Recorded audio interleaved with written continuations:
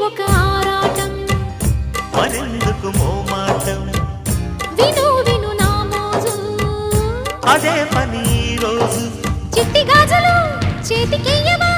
జాజి పూల పక్క మీద జారకుండా వేస్తాను